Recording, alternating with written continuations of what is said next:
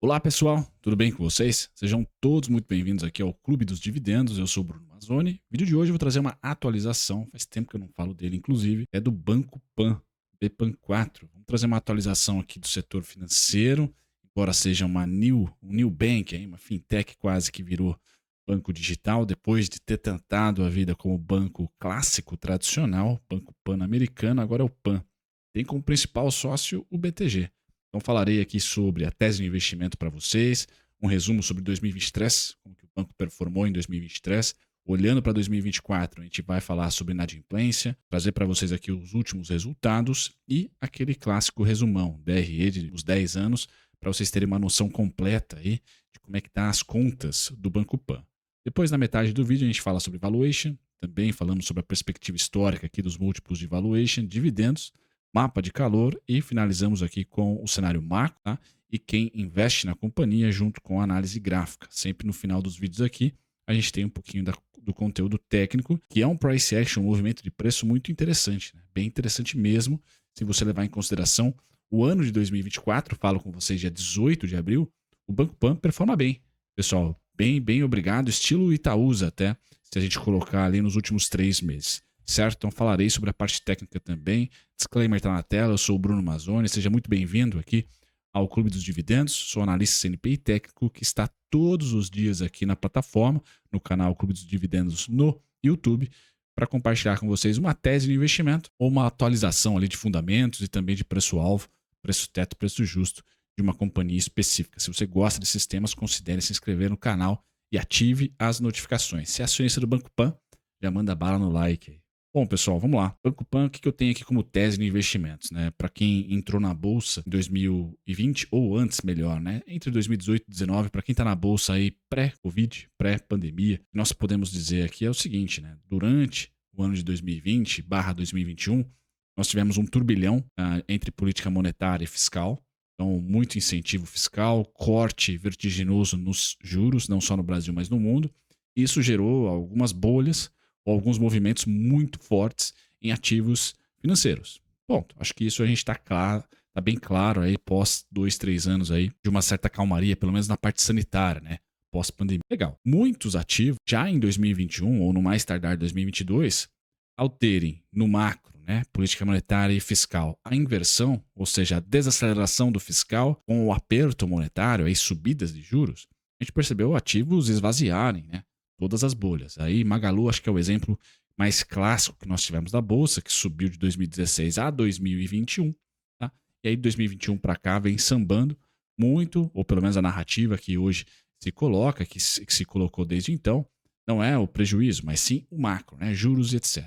Bom, como mudança de comportamento de cliente ou mudança de comportamento de sociedade, a gente pôde perceber que 2020 e 2021 muitas pessoas foram para o e-commerce fazer as suas compras. Mas que depois, com a reabertura dos mercados, né, da sociedade como um todo, saindo dos lockdowns, vacinas, etc., nós tivemos esse comportamento já disperso. Né? Os números e os resultados das varejistas online deixaram de ser tão robustos assim. E aí a gente pode discutir aqui se algo mudou e não há, né, um retorno para o pré-pandemia, e sim há um novo normal. É a tese do novo normal. O que nos números coloca para a gente que pós-pandemia, de fato, estamos ainda em um novo normal, e agora a análise é diferente, são os bancos digitais, certo, pessoal? Então, me parece que quem aproveitou lá a pandemia, aproveitou entre aspas, né, para aumentar suas compras online, talvez o coeficiente que sobrou aí pós-pandemia, até, né, naturalmente, eu posso dizer por conta própria, eu aumentei aqui as minhas compras online, mas existem coisas ainda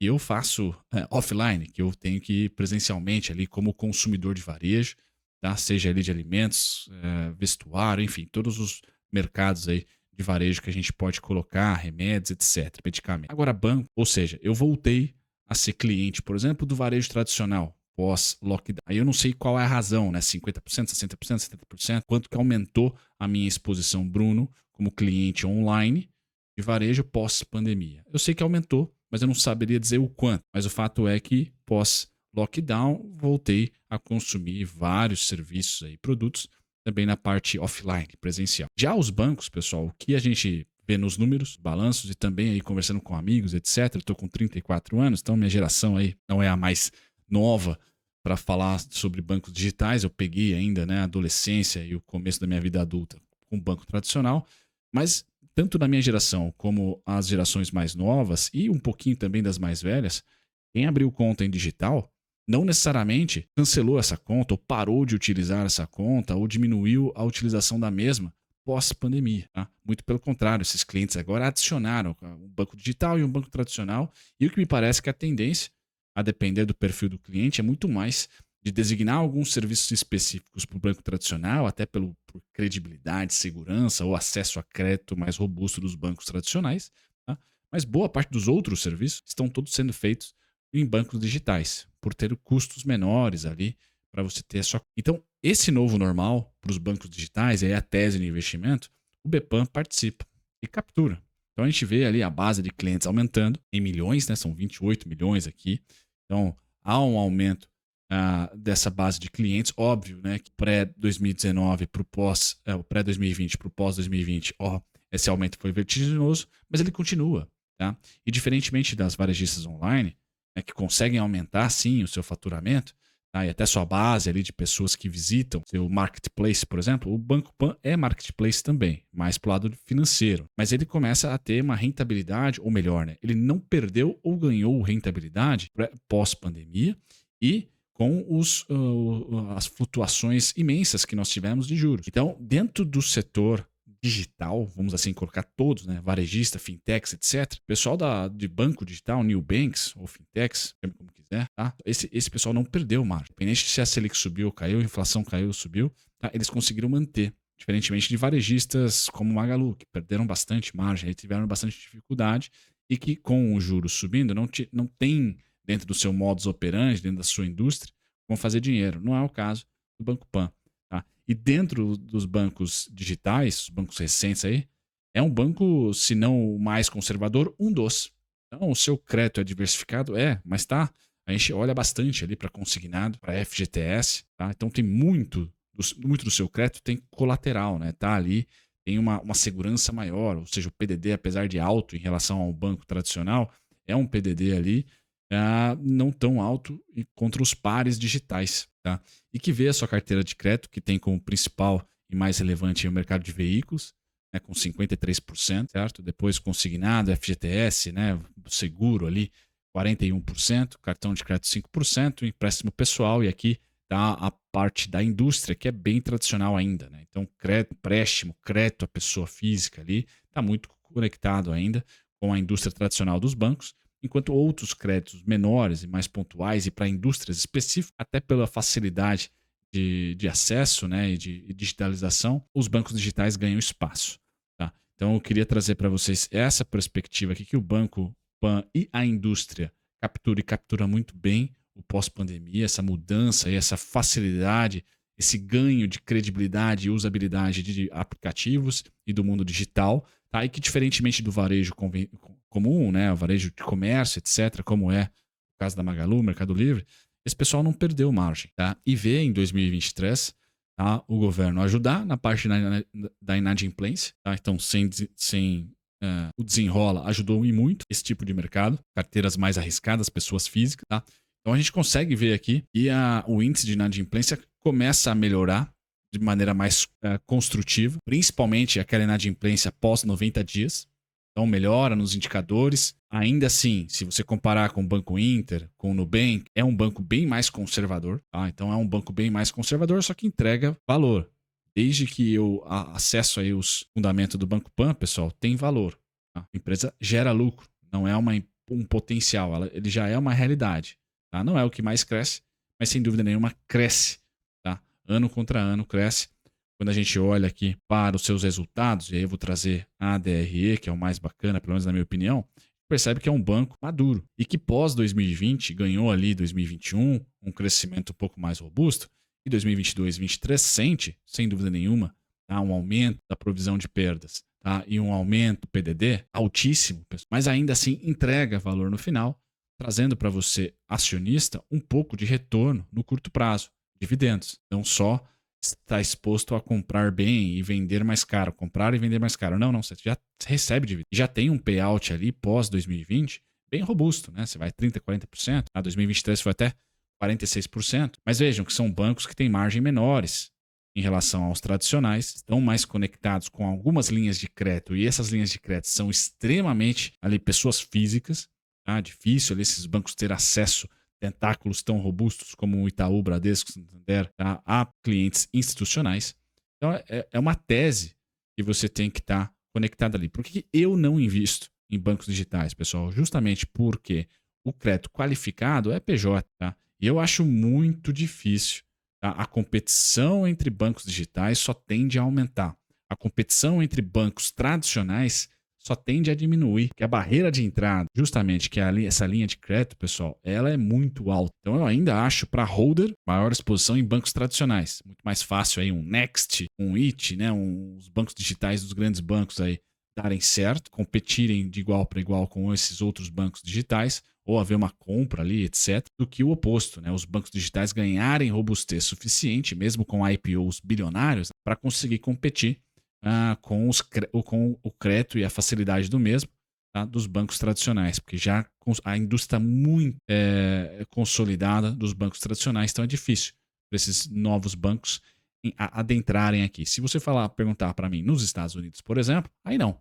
Tá? Nos Estados Unidos tem um monte de banco regional, esses bancos estão todos indo para a digitalização, com aplicativos, etc.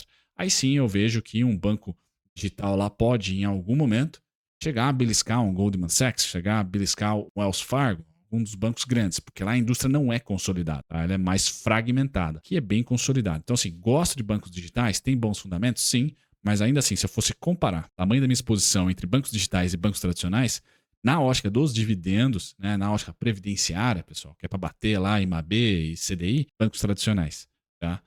Bancos digitais aqui no Brasil eu vejo que eles terão muito mais dificuldade do que em outros lugares onde a indústria do banco tradicional não é consolidada. Aqui é muito consolidada. Pessoal, o BPAN hoje ele está precificado como uma empresa de crescimento, 18 vezes lucro, tá? Não é uma empresa barata. O preço justo de Graham está lá em R$ 7,99, tá? O que representa aí tá cara em 11%, um ágio de 11% aí. O preço lucro histórico do Banco Pan, pessoal, tem sido de banco de empresa de crescimento. Tá? A gente tem gatilhos de desconto, tá? Quando ele negocia abaixo dos 15 vezes lucro. Tá? Negociou em 2022, negociou em 2018, negociou em 2016. Tá? Então, são poucos momentos ali na história que ele negociou abaixo dos 15, eu teria esse o gatilho. Então, para você do valuation, quer comprar barato o Banco Pan, olharia para 15 vezes lucro ou menos. É um banco que pós 2020, como falado, o pessoal capturou crescimento, ganhou um sócio gigantesco que é o BTG. Tá? Então, de novo, né, a própria tese que eu falei no começo, que os grandes vão comprar os digitais que estiverem indo bem, o BTG foi lá e papou. E papou bastante, tá? Bom, nos últimos 5 anos, pessoal, é um bom cenário para você olhar o Banco Pan, porque mesmo com a loucura monetária e fiscal que nós tivemos, o Banco Pan ele teve estabilização nos seus dividendos. E esse ano aqui é um ano, 2024, que já provisionou 18 centavos, tá? Então você colocar ali nos últimos 3 anos ou nos últimos 5 anos, você vai perceber, ó, e nos últimos 12 meses também, você vai perceber que o yield médio é muito parelho. 2 a 2,25, tá? Então o preço teto vai lá para os 3 a 3,50, representando aí que o banco está caro. Então, de novo, não tem aquela atratividade nos dividendos, mas dentro dos bancos digitais tem aquela estabilidade e realidade. O Banco Pan é realidade, já é lucrativo há um bom tempo. Passou por turbulência tanto na parte monetária quanto também na parte econômica, sanitária, como todos nós em 2020, e performou ok, tá? Sem grandes solavancos, nem para cima nem para baixo. Aí eu considero que vai continuar assim, certo, pessoal? Então, olhando aí para o mapa de calor de dividendos, o Banco Pan em 2022 pagou em maio e em dezembro. Em 2023, tá? Ele pagou em dezembro. 2021 foi maio e dezembro. Então, a expectativa é 2024, o pagamento que apareceu lá de 18 centavos é referente a dezembro. Então, você pode esperar em maio um dividendo? Olha, sim, pode, tá? Pode sim, com a queda da Selic, etc. O crédito, né? O Banco Central sempre divulga para a gente mensalmente como é que está ali a exposição e a criação de crédito, tá ok. Tá? Não temos um crash de crédito como nós tivemos, por exemplo, no primeiro trimestre do ano passado com a Americana. Então veja que esse dividendo pode vir. Tá? Então anotem aí, maio pode ser um mês de calor para os dividendos aí do Banco Pan. Ele pode anunciar dividendos. Legal? Cenário macro, pessoal. A curva de juros afeta o banco? Sem dúvida nenhuma, porque afeta os principais clientes e afeta também o quão barato, competitivo pode ser o crédito do Banco Pan em relação aos seus pares e em relação também aos bancões. Tá? Então é importante que eu acerte na curva de juros, que ela não vá muito longe, tá? E que ela retorne rápido. Da mesma maneira que ela abriu rápido entre março e abril, ela retornará entre maio, junho e julho. Essa é a minha expectativa. Então o banco, em tese, está sofrendo nesse momento. Vai ter perdas, sem dúvida nenhuma, porque a carteira de títulos, por exemplo, de todo mundo sofreu. O juros abriu, assim como abriu entre julho e agosto, ou perdão, julho e outubro do ano passado. Né? A abertura aqui dos treasuries naquela época abriram os juros do mundo inteiro e a mesma coisa está acontecendo agora. Tá? Só que eu já vejo, dia 18 de abril, pessoal, estamos no fim. Tá? Inclusive o movimento bem simétrico do juros futuro, ele completou. Tá? Podemos ter mais altas? Sim, pero não muito. Tá? Então o movimento foi bem simétrico, quando subiu quanto. Tá? E nós temos essa realidade, então, a partir da segunda quinzena de abril, de estabilização, podendo ter um pouquinho mais de alta no juros, sim, mas a assimetria está cada vez maior para baixo, na minha opinião. Então é o meu cenário de que os juros volta para os 9,60 ainda esse ano. Está hoje negociando a 11%. Tem 1,5% aí de queda para os juros. E para a sua small cap, você pode multiplicar por 10 aí o que ela vai subir. Se os juros ceder aí, tudo isso, tá? Por 3, por 10, por 5, por 6, é muito mais do que essa queda de 1,5 ponto base dos juros que eu projeto. Tá? Quem é o maior acionista, pessoal? É o BTG, 46,14%. Tá? Minto, mais do que isso. O BTG tem 51, controlador aqui. Tá? 2 fundos ali estão dentro. Depois o Credit Suisse, a Unity Capital, a Vanguard, Merak Capital, Metals International, Absolute Gestão e a BlackRock. Tá? Então o BTG, perdão pessoal, o Banco Pan tem bastante interesse, gringos e locais. Finalizo com a análise técnica para vocês, colocando o seguinte. Quando eu falei no começo do vídeo que ela tem um price action parecido com Itaúsa, é porque ela subiu fevereiro, março. Tá cedendo a partir de março, igualzinho a Itaúsa, igualzinho boa parte dos bancos. Tá? Então o movimento, apesar de ela ser um small cap, new bank, etc., é um movimento parecido com bancos tradicionais. Então isso gera para mim a expectativa de queda sendo oportunidade. Tá? Então o BPAN 7,41 é o desconto, alvo 14,21. Tá? Então quase 100%. Alvo 5,81, 5,49, 5,92, 6,38, tá? Queda. Alvo 14,21. Então esse é o price action que eu acredito que o Banco Pan vai performar. Tá? E se a atividade econômica não fraquejar, pessoal, a tendência é essa. Eu dou vazão aqui para vocês, todo o conteúdo de hoje do BPAN, e boa parte, né, das ações, porque eu estou construtivo para o cenário entre abril, maio, junho e julho, é de copo meio cheio, ou seja, bolsa pró-bolsa. Né? Para você que está com um cenário diferente do meu, não tem problema. Tá? Aí eu vou colocar para você que put não tem liquidez, né? Que o Apocalipse é 2,98. Acho que é basicamente para quem acha que é crash, recessão, etc. Mais quedas, juros abrindo por mais tempo, Selic talvez até voltando a subir, como está precificando a curva hoje. Tá? Se você está com esse cenário, 2,98, certo, pessoal? Fora esse cenário, tá? Os pontos aqui de desconto estão um pouco distantes, né? 7,41 sendo mais próximo, mas o alvo também está distante. 14,21. Aqui é preço teto, pessoal. Tá? E também alvo de curto prazo. Ou seja, você holda até os 14,21. Acho que está interessante. Tá? Acreditando no crescimento da base cliente e um pouquinho do lucro. Tá? Então, 14,21 é o preço teto. Para você que é tático no BPAN, seria o alvo. Alvo aqui no BPAN. Então, até lá, eu tenho os aportes liberados. E eu posso fazer ali venda de call, se tiver liquidez, ou realizar um pouquinho do lucro, acreditando aí que um CDI a partir dos 14,21, pessoal, provavelmente o CDI e o IPCA+, vão render mais que o BPAN em 2024. Por isso que eu ponho esses pontos aí de preço teto e alta, certo? Pessoal, ciclo de alta, quem tá copo cheio, não tá que nem eu acreditando numa alta tática da bolsa, tá acreditando numa nova máxima, tá? Já para esse ano ou nos próximos 18 meses. Tá? Ciclo de alta do BPAN, então a gente estaria falando aí de preços entre 29,9, tá? 29,9 e 24,80.